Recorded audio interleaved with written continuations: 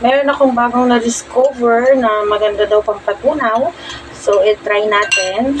Ito guys, chia seeds. Nakita ko lang ito sa Shopee. So, nag-try ako, nag-order ako. At saka yung apple, ito siya. Meron na ako ditong nabalatan. So, ito na yung gagamitin ko. Tapos, yung lemon.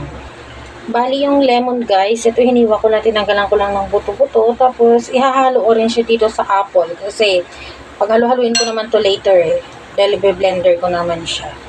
So, yun. Ito siya. Tapos, tatanggalin ko lang yung balat. Tapos, ihalo ko na siya dito. So, yun. Tapos na. Nandito na yung ating lemon at saka yung apple at saka yung chia. So, ilalagay na natin siya sa blender. Pati ito, sama na natin. Oops. Sayang. Ay, nag-shoot. Yan.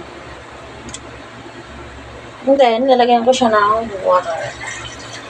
So, konti lang muna ng water, ilalagay ko, at isasaksak ko na siya. Yan. And then, tatakpan ko. At, blend na natin.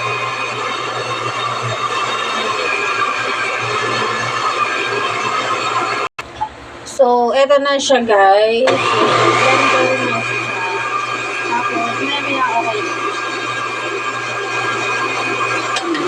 Maganda daw kasi ito tayo, guys, na replacement kasi hindi na kami nagdi-dinner sa gabi. So, hopefully na papayat na ako. Charot! Thank you guys! Thank you for watching!